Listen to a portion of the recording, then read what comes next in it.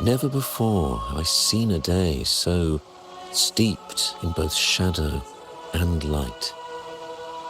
The birds sing, the flowers bloom, yet this world knows neither true joy nor eternity. Come closer, righteous one. There's no need for hesitation. I am Fenrico, the primus of the Order of the Deep. Your deeds have reached my ears, and I have long wished to meet you. Alas, the burdens of this world delayed our meeting until now. I beg your pardon for the wait. Please accept my respect for you. You and your troop have shown great talent and ambition, breathing new life into Raguna. I ask you to deliver this message to your companions. From this day forth, the troop shall have permanent rights to perform within the city.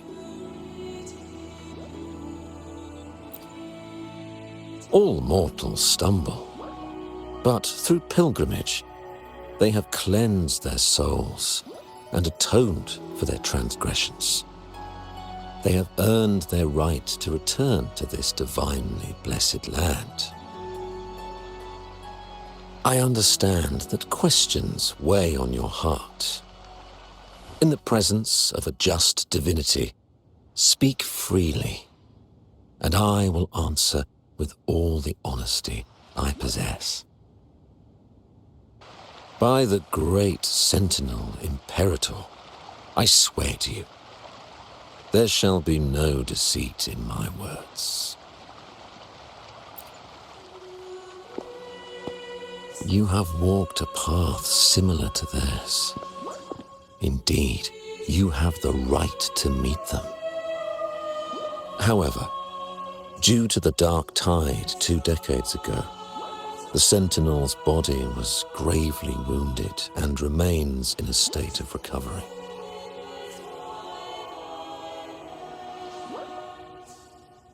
If you wish to meet them, I will convey your request. I see the thirst for truth in your eyes. It is clear that doubts still linger in your heart. Please, voice your concerns. Fleur-de-Lis. She was the emissary of the Sentinel, and we are grateful for her contributions. 20 years ago, during the Dark Tide, she sacrificed herself to seal the calamity. She fulfilled her duties in this world and returned to the divine embrace.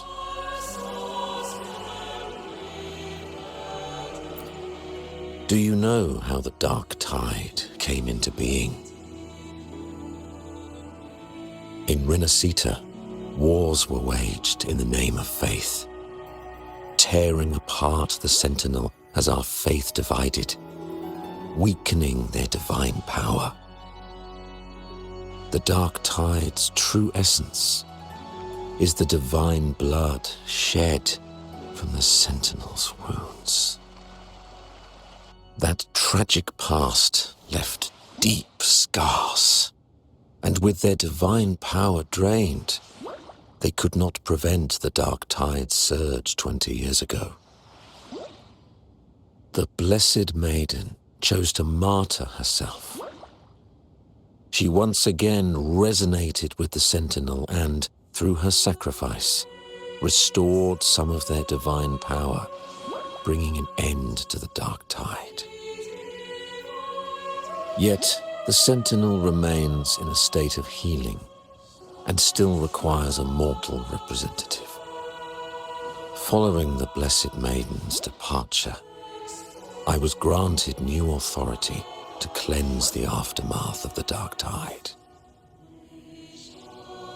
I received the divinity's blessing and became the new Enlightened One.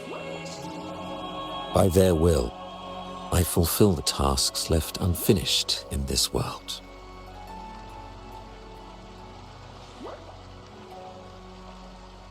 Therefore, We must unify all beliefs, ensuring the purity and unity of our will to prevent another tragedy.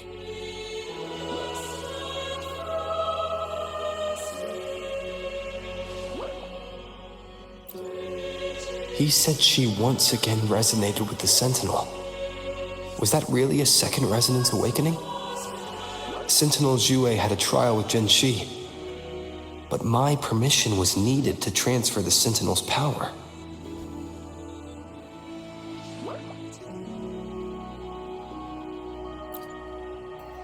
I swear, my words are without deceit. I see in your eyes that you have walked further on the path of justice than I anticipated.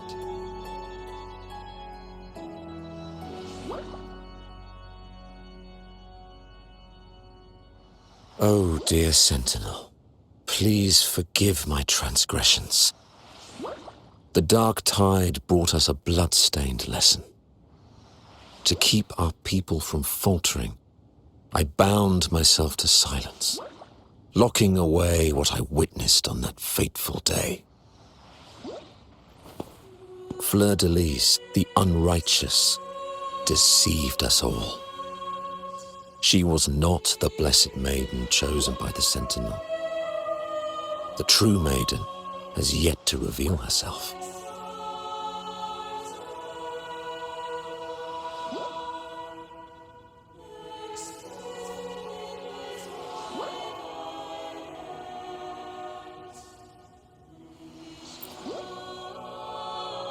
You must know that a being capable of rivaling our divinity exists in this world.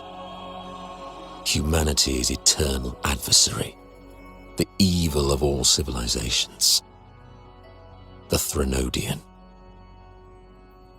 As the Sentinel has their resonator, so does the Threnodian.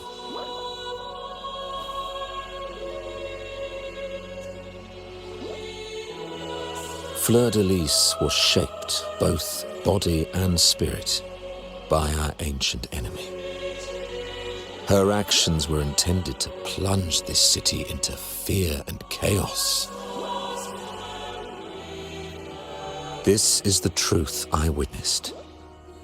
Fleur-de-Lis was the Threnodian's resonator.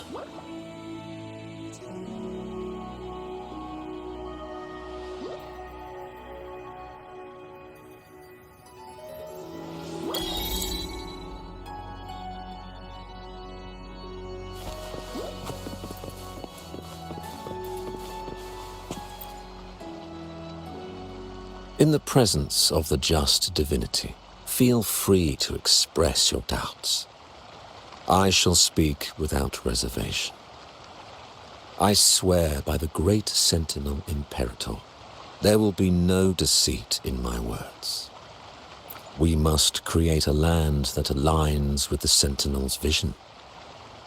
We must purge this land of individuals who stray from the righteous path to ensure that our collective will remains unified and pure.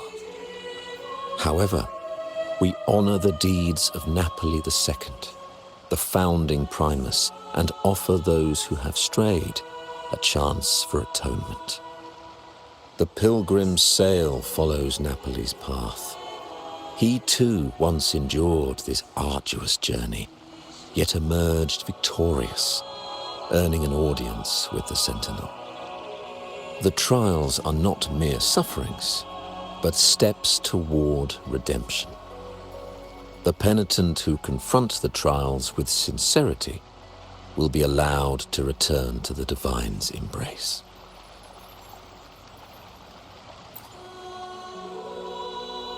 In the presence of I swear by the great Sentinel Imperator, unity is our shield, bound by the law of eternal continuity.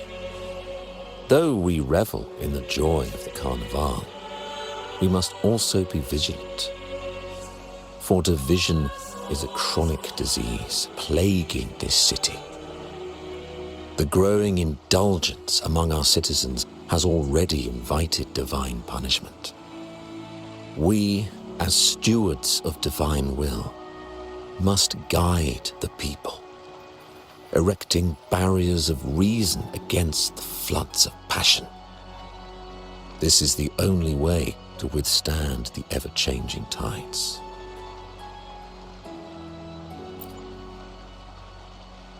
In the presence, I swear by the great Sentinel Imperator, we uphold the Sentinel's principles of justice. The gates to our divine land remain open to all who seek it.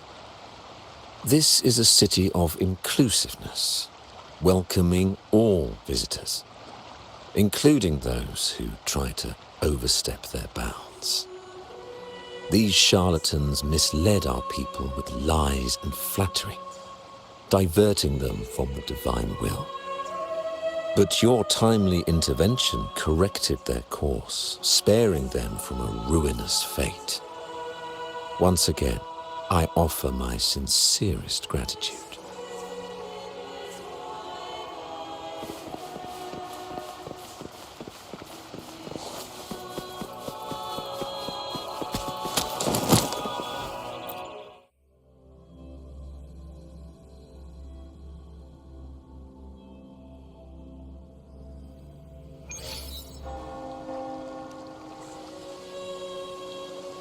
How can that be? That blessed maiden, could she really be the Threnodian's resonator? What if the Primus's words were a bunch of baloney? But we saw Cardathea following the Sentinel's instructions. They wouldn't mix up their own resonator, right? Now my head hurts. Who was she really with? The Sentinel or the Threnodian? Well, probably won't get any more answers from him. All the clues we've gathered so far point to the Threnodian. And the Phasalia family worships the Threnodian. We'll have to wait for Carlotta to arrange an audience with them. Something tells me this carnival is just the beginning. There's more ahead. I'm sure of it.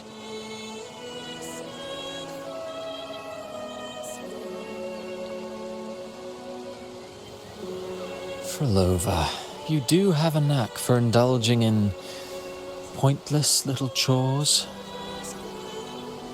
Why, there's no rule against an actor making good use of the intermission. Besides, I haven't disrupted your arrangement, have I? The one from a faraway land who discerns the truth dares to raise their sword against the divine. In response, the slumbering gods break free from their shackles, revealing their true forms. The possibility of the second resonance awakening is now a certainty, so we just need to see if that special resonator truly exists. Was the Blessed Maiden a resonator for the Sentinel or the Threnodian? Or both? If so, a resonator capable of wielding both powers. I am eager to see how this story ends.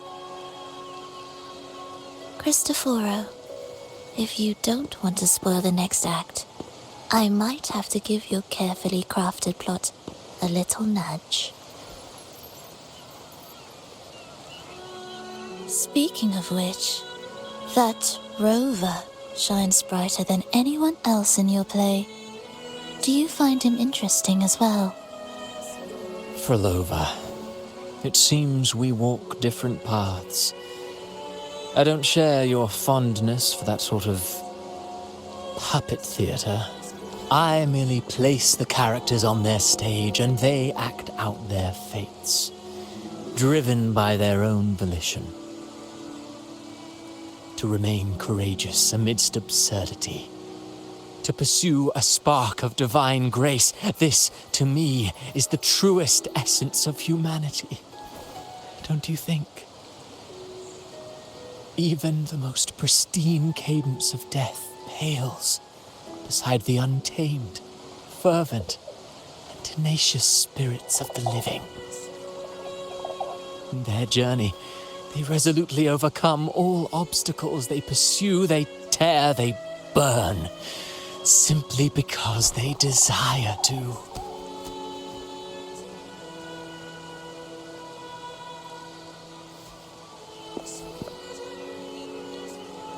I think you should leave your secluded mansion.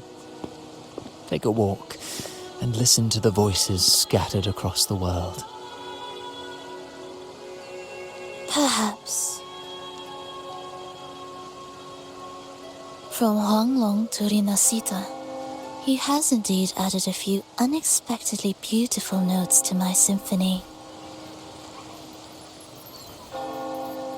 I am certain that, even without any direction, he will walk the path that destiny has laid before him. All things ascend toward a singular point of convergence, and what awaits at the end is immortality. Before the tides of fate, we are all but humble servants.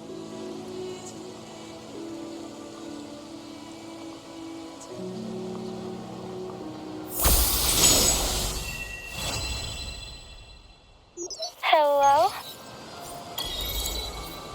Do you mind dropping by the Strand when you have time? Fred and Bartolino are away, and they put me in charge of the welcoming proceedings. I'm feeling a bit nervous about it. Part of me just wants to crawl into my box.